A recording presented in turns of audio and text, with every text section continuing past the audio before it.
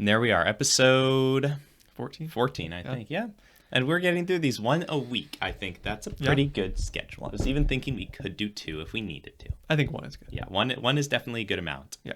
But 2 could be better. Is better, yeah. Why not 7? Let's bump it up to that. Yeah. But I was thinking just because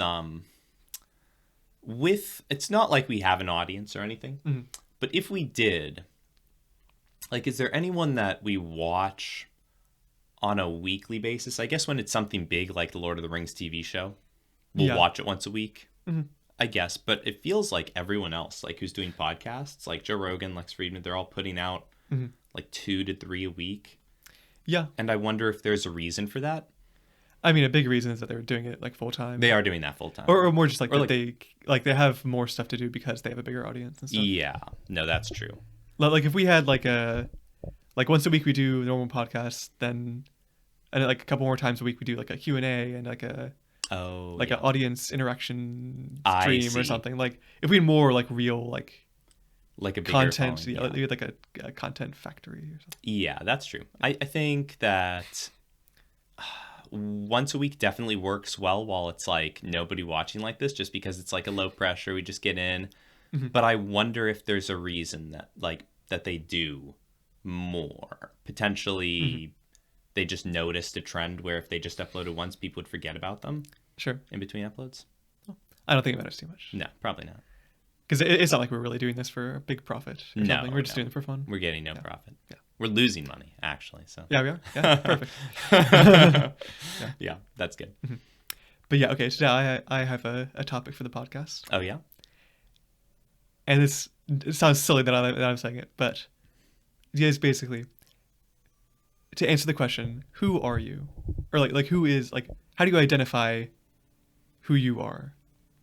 Yeah, this ties into a lot of what I've thought about with would I use teleportation?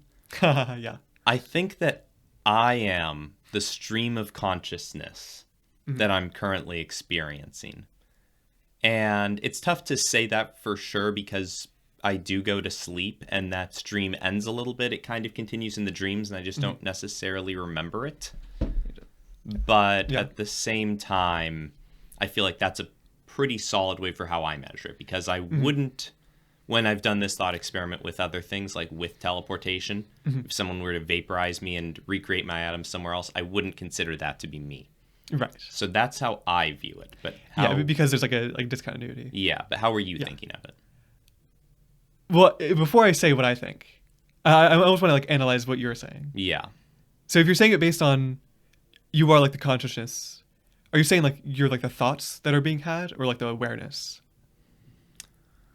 I think more along the lines of the awareness, probably. Just kind of like what I'm saying, the consciousness itself. So maybe a mixture of the thoughts and the awareness of the thoughts and the ability to think more. Right. So like basically like everything that's going on in your brain. Yeah. Yeah. Yeah. I think that if I lost any of those things, then I wouldn't necessarily be me. If I lost the thoughts or the awareness of them. Yeah, that's fair. Yeah. But okay, I would counter that with all the thoughts that you have, like not all of them, but for the most part, they tend to be like sort of rearrangements of things that happened in the past. So like you'll have a thought of like, I don't know, like, did I take out the trash or something? And you're like, yes. Then you think about the past event of the trash and whether or not it was taken out or something. Yes. Or like in terms of like how you even like turn your thoughts into words, or like have your like internal monologue. It's like all the words you're saying are just, they're spoken in English. Yeah. And it's like you didn't really invent English. That's true. So can you say that you're the English words that are being spoken, you know? Yeah, I see what you're saying. And that's why I like being the stream of consciousness. And the thoughts, while they're a part of me, it's almost like you could say the same thing about maybe someone makes a recreation in the form of a sculpture of the Colosseum, right? They make a sculpture of the Colosseum, just a small one. That is a sculpture of the Colosseum. And just because it's based on something else doesn't mean it's not that. In a similar way to just because I'm speaking English words that I didn't create or that, are based on something else doesn't mean that I'm not me necessarily. Right. But I think the key is that like if you took that sculpture of the Colosseum and showed it to somebody on like a camera or something Yeah. with like a little like CGI background, Yeah. you could trick them into thinking it is the Colosseum. Yes. So it's almost like in that situation, it is the Colosseum according to that person.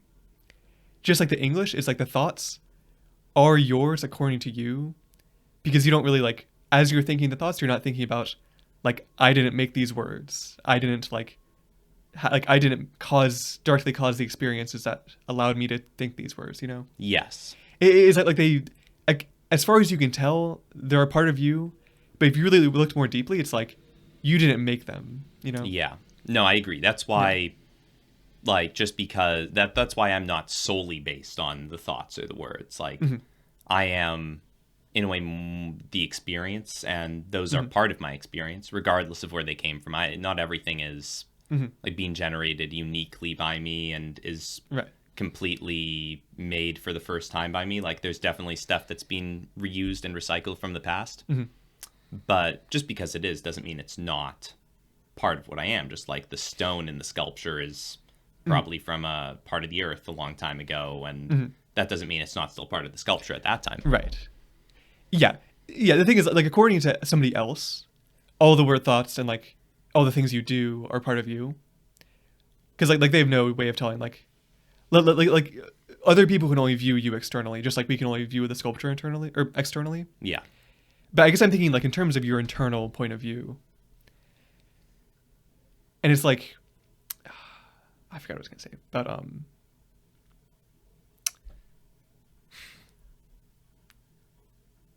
crap, I forgot. Wait, what were you saying just now before the I was saying that just because the sculpture is made of stone that was used from something else doesn't mean it's not still the sculpture. And just because the thoughts, right. The idea of like what is like how are the thoughts being thought, or like how is this like awareness generated? And usually like with science you'd say it's being generated by the brain and like the neurons and stuff. And it's like if you use the things generated by the neurons to define who you are, then sort of you almost have to say that you are the neurons because you're the thing that they're generating. You know? Yeah. Does that make enough sense? I see what you're saying. So let me reiterate it just so that we know that I'm on the same page. So you're saying that in science, they would say that you are the thoughts because, or they would say that you are what the neurons are. Like according to just like observation, we assume that the neurons are what is generating the awareness. Yes. And from that fact, we would say that we are the neurons. Yeah, it's like you're almost saying like you're being created by the neurons. Yeah. Or that you are the neurons that like their way of interacting. But don't we not fully understand? Like that's a very basic and like just an idea that we have. Like we're not sure. Yeah, like we don't fully understand. Yeah. Like we don't know if all of the awareness is coming from the neurons or not. Yeah. But sort of where I'm going with it is that like who decided that the neurons would arrange that way? And if you think about it, it's like we just evolved over billions of years to have this like body structure that like generates these neurons as we grow. And these neurons just got like, they were told how to connect by the things that happen to us and the things that we observe. And it's like, in a way, we never really did anything to cause the neurons to form this way. They just sort of had their own thoughts and like things happened to us. Yes. That form our brains into the shape. Yes. So it's hard to really say that we are, like it's hard to say what part of that we are. You know? Oh, okay, yeah, I see what you're saying. Yeah. But couldn't you make the same kind of analogy with the sculptor who made the sculpture of the Colosseum? I mean, just because someone else made it doesn't mean that it isn't the sculpture of the Colosseum. Right, but the thing is, like the sculpture, if it had like a consciousness, and it wanted to say like, I am me, like I am this sculpture, then someone could from the outside could point out, you know, you didn't make yourself, someone else made you. And you're not like, the sculpture never did anything along the way, it just sort of got put there. Yeah. But that wouldn't necessarily affect what it was. That's just how it got where it is and became what it was. Yeah, but the issue is that like I guess I'm thinking like, about like defining who you are in a way that could only be you. Like the sculpture could call itself, could refer to itself as the clay and rocks it's made of. But you could also define those rocks and clay as something that the sculptor put there. Yes. So with us, it's like, we can define ourselves as our body or our brains. Oh, yeah. But if our body and brains were all designed by evolution, yeah. and all just sort of like randomly fell into place, Yeah. it's hard to really like identify as like I am this thing. You know? I see what you're saying. So it is very similar to the teleportation, where if you just rearranged the atoms and everything exactly as they were, then according to that line of belief, that would be you. Yeah, because but that's why I'm saying because I don't believe it. Yeah, because it's like they just like you never were the physical form in the first place. Yes. Yeah. So doing the sculpture doesn't really like, or doing the teleportation doesn't. Yeah. Destroy or create any part of you. Yeah. Yeah. That's I hear that, and I agree with that. Like that's not in my mind what makes something a thing. That makes it a perfect replica of a thing. Right. But yeah, I'm saying like that the replica or the original thing aren't you. Like neither of them are you. Yeah. You're just something else. Yeah. In my mind, it's the stream of consciousness. And that kind of holds true even for the sculpture. If the sculpture started being conscious whenever it was finished with construction, then even if someone did make an exact replica of it, that still wouldn't be the original sculpture. Right. It's just almost like a mixture of... I mean, I guess when you're asking what I am, I'm more complex than the sculpture in some ways. And so I consider myself to have the stream of consciousness. But in terms of the sculpture, it's the stream of existence that it's gone through. I guess you could... Or it's like the external labeling almost. Yeah. Or like what like people around it would see. Yes. Yeah. That makes sense. Yeah. Because if they were like... If there's a sculpture and then you make like another identical one, you can't call it the same sculpture because you have like an external awareness of like, we saw the first one and we see that this is just a replica. But like if the sculpture had an internal awareness, it's almost as though like if you created like a perfect physical replica of it, if its awareness was purely physical, then it almost would be the same thing. Which I guess you could sort of say is like a contradiction where it's like, assuming you're a unique thing, or I guess it's a contradiction if you assume that you can only make one of each thing, or one of each like conscious person. And then by that logic, is like, if it's possible to recreate you physically down to like the atom or whatever, then it would be possible to recreate your consciousness just like through physical means. And if you assume that's not possible, then it becomes like a contradiction where it's like there's no way your consciousness is the physical things if they're able to be replicated, you know? Yeah, no, I see. I mean, I could believe that the replica of me would have the same consciousness and think it was me, but it wouldn't literally be in the sense that it's just a remake that's exact. Right. Yeah. Yeah. Which is almost just like an interesting trick of English in the sense that we're asking what something is and not what traits does it have. Yeah, like it's a very hard thing to like define of like that's what the English is so bad. It's like I have a general idea of what I'm saying, but like I don't know if you're saying the same thing or like if anybody watching this would have any idea what we're talking about. My guess is no. Yeah. But maybe Mark, you will call back and you'll say, "Hey, here's what I think it is." Yeah. But hopefully some of what I was saying made sense. Yeah, I think it did. No, like I followed what you were saying. It did make sense. It was coherent. But what would you say you are then? Yeah, I don't know. I would say that I'm like, I think the only thing you can really say that you are is like the awareness that sort of like looks out from inside of you, of like, you can see you can observe your thoughts or observe like the outside world through your senses, but there's no real like control that you have, or like there's almost like a hierarchy of like, you have the outside world and like the senses that you have, and then your thoughts, and then if you keep going down, it's like nowhere along the line is there really like somebody controlling things, and the best you have is somebody that's observing things, you know? So according to that belief, if you did go into the teleporter, would it be you at the other side? I don't know. I mean, like if they recreated it, you know, physically, so the consciousness was there and you were still observing from the inside out, would that still be you according to your belief? Or would it be just a replica? I feel like that's a bad example in this case. Yeah. Like I'm sort of talking in like a less physical sense and more just like a vague idea of like, who knows how many levels there are to the consciousness. And it's like more just the point of like, if you were trying to recreate yourself, what could you recreate that would like capture the awareness? Like sort of like one step down from like the teleporter thing of like, Okay. if you wanted to create a teleporter, what would you have to replicate in order to I like see. recreate the same like awareness? Mm. And I'm thinking it's like the thoughts aren't really something that you control.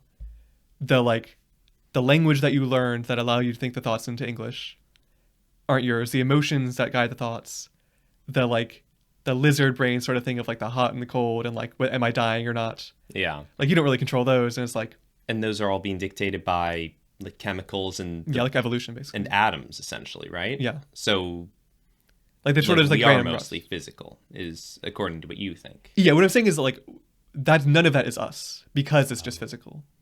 I see. So it's sort of the idea almost that like life isn't really something special. It's just like we are all just like random molecules moving around, and there's nothing really like a conscious or like there's no like real like there's nothing like special about these like the cells and stuff in our body. It's just like there is some sort of consciousness out there, but you couldn't really find it by just looking at us.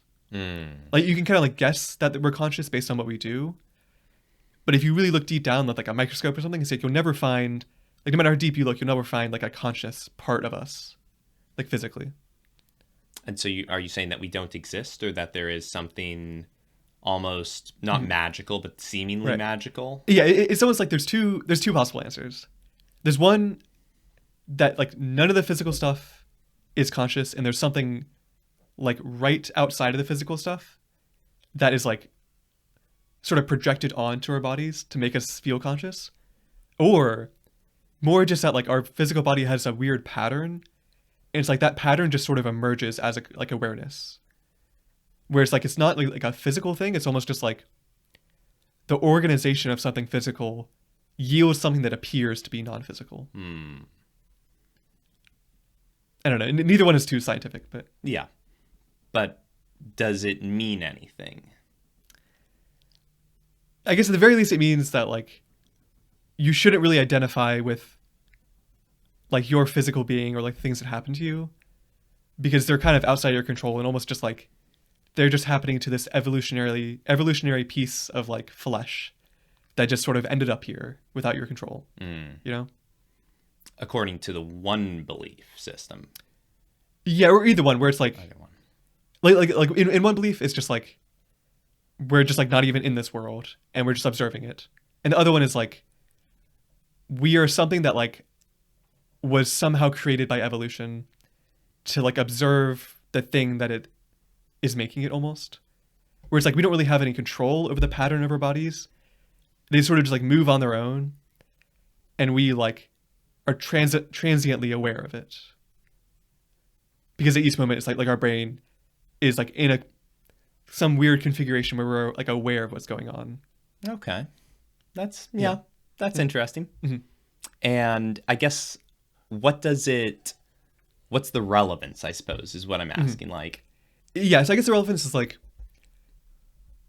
if you have something that you're worried about in life, where you're like, it's like, oh man, I'm fat. All right, that's my example. no, that's a good example. I like Yeah, that. okay, it's an easy example. Yeah, so that like if you're worried, like I'm fat, I'm a terrible person, like I shouldn't feel good about myself or whatever. It's like if you don't really, like if you identify yourself as like the physical body and the physical like fat, then you think, man, I'm so terrible. But if you just think about it as like you're just like the thing that's aware of this like fat body, then you're thinking like, man, this animal that I'm observing ended up in a really bad place. Oh well, like it sucks, but I'm sure something will end up right. And it's like it almost like prevents you from getting like as direct of a conclusion necessarily. Of like you can't. It's almost like you'll be happy with whatever is going on at the moment. But sort of the weird like paradoxical part of it is that in a lot of cases that's really what you need all along. That's why the fat thing is kind of bad, because it's like there's almost just like the fast food and stuff like that is like making you fat. It's not really like something that you do yourself. But it's like maybe like in the context of like working out or something, it's like if you worry about like, man, I got to keep working out, I'm so fat, I hate myself or something, then you're just going to be really unhappy even if you get healthy. But if you think like, oh, well, it doesn't really matter how much I weigh, I'll just keep working out because it seems like it could be fun. And then before you realize it, you're just enjoying working out and all of a sudden you're fit, you know? Yeah. Why would you be unhappy in the first circumstance where you were unhappy because you were fat and you worked out and became thin? Yeah, it's because like eventually you might end up being happy, but you got there by being unhappy. And it's like, if you build, it's almost like you're building your future upon like your unhappiness. And it's like if you're sitting there like after being really fit when you used to be fat, like the whole time you have to almost like stay unhappy, or you'll like lose what it was that got you there, and you'll gradually revert back to what you used to be. I see. But if you build on happiness and you keep staying happy, then you'll never lose like the like joy of working out. Yes, but how does that tie into? I guess, is it the idea that we are just these consciousnesses watching our bodies and not actually controlling them? And it's not like our consciousness's fault if our bodies do anything? Yeah, well, and more the idea that it's like the only motivations we have are external. Because none of like if we're not anything physical, then the only time we'll do something physical if there's an external motivation. And it's like we kind of trick ourselves into thinking like, I have a motivation to do this. But in reality, it's more like you found this trick that's like, you found this thing that motivates you, and you've tricked yourself into thinking that that's what you are. But in a lot of cases, it's actually something that like is making you scared. Is that like you scare yourself into being motivated to do this thing. And it's like, you're sort of like, without realizing it, making yourself unhappy just for the sake of doing this thing. Even though the thing you're doing isn't really part of you.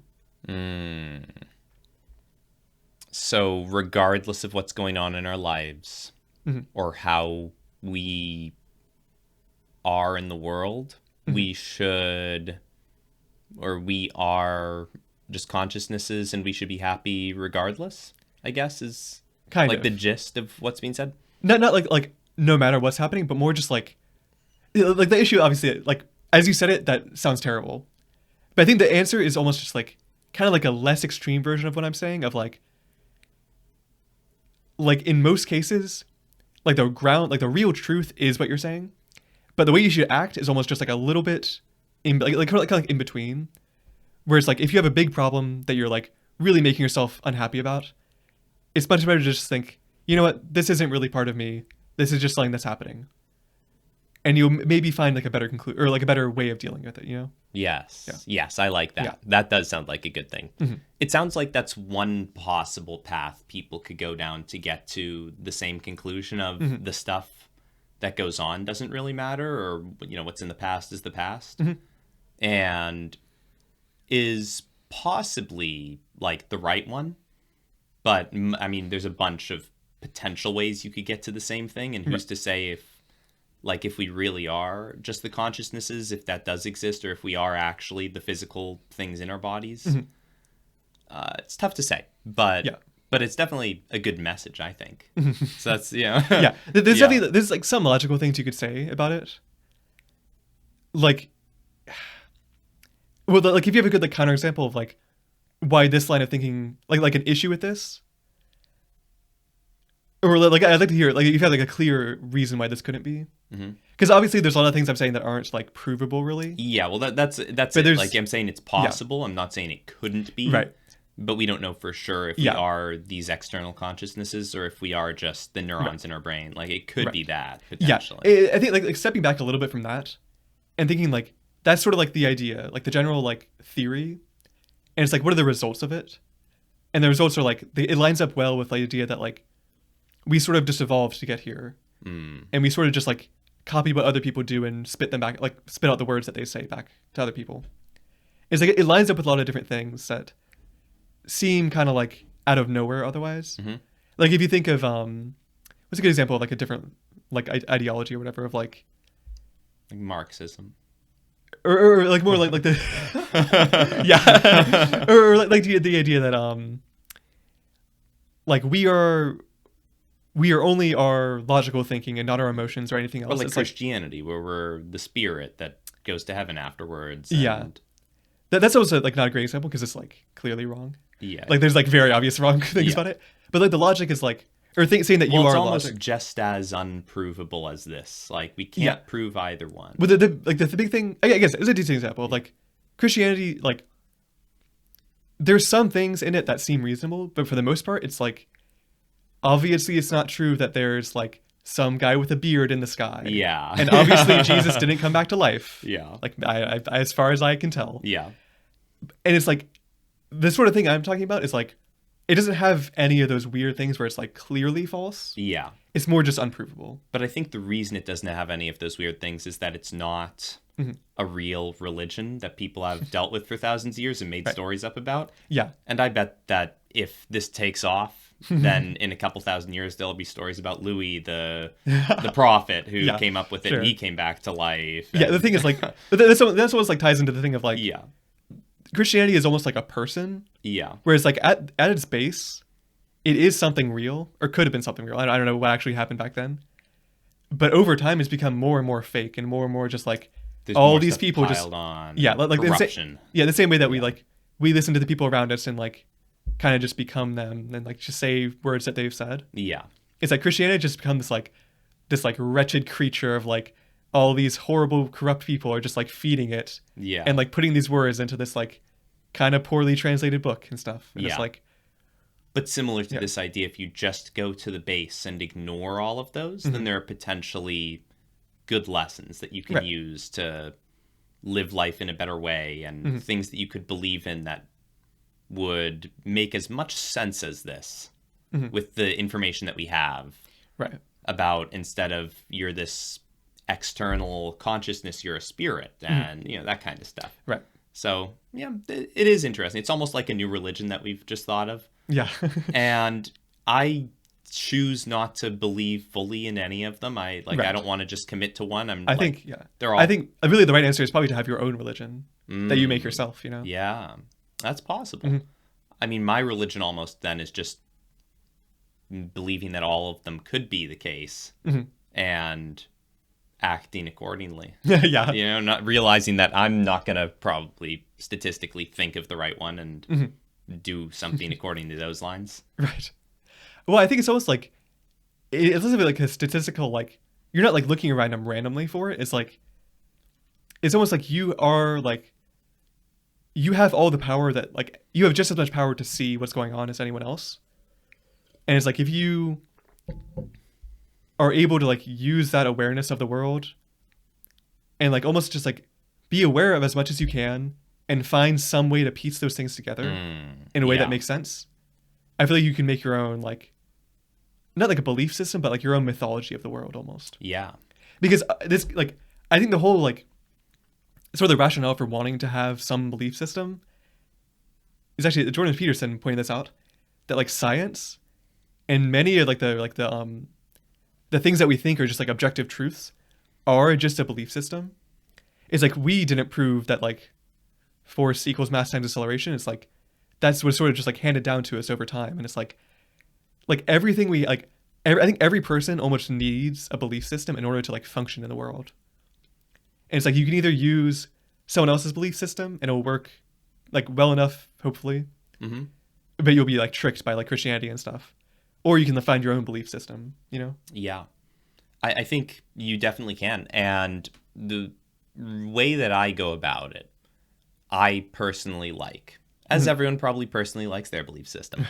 But the reason that I like it is because a lot of people find a belief system and then get really ingrained in that and assume that that's the case. Right. Potentially wrongly, right? I mean, because there are so many, it's very unlikely that any one person's going to be right, especially when they all come up with different belief systems. And so my belief system is that it's very unlikely I'm going to come up with the right thing. And I should just watch what other people are doing, think some things for myself. Yeah. And accept that it's all somewhat nonsense at the end of the day, most likely. Yeah, that makes a lot of sense. Yeah, that's my personal preference for going about it. But it does. A lot of people don't like that. A lot of people don't like having uncertainty, and they do want to come up with a belief system that they can just, here are some rules that I can follow, you know, that kind of stuff. Yeah, the rules are, yeah. So the rules are, this is another topic, but the rules are the reason Christianity is still around. Yeah. Because they perpetuate it. Yeah. Yes, Yeah. yes. The rules do, yeah. Yeah. And so when coming up with your own, like, people tend to not make as many clear-cut rules. Maybe they Yeah. would just have a general idea, like what you were saying. Right. Well, if you think about, like, if there's like a distribution of all the people who have thought of religions, it's like I'm sure 99, or like if there's like a exponential distribution or whatever, it's like 80% of the religions just didn't have enough rules or didn't catch on. Yeah. And only 20% of them did, and those might not have been the best. Yeah. I think, like, it was probably a lot of luck that led into them catching on, like, right place, right time. Yeah.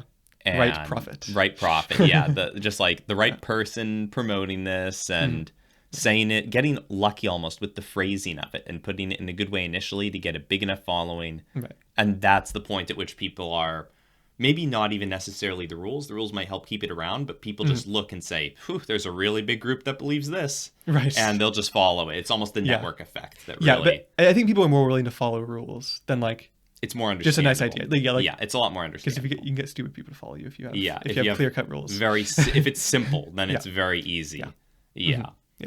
Yeah, the simplicity is key. Yeah, but the problem is, it like, the more simple it is, the more you lose. And it's like, you can never really fully express, like, a religious idea. Yeah, I agree.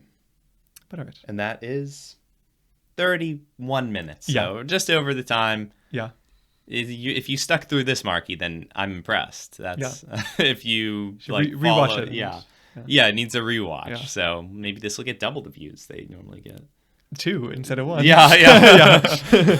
All right. Well, have a nice ride back home on the train or the bus. Yes. And we'll see you in the next one. Yep. All right. Bye. See you later.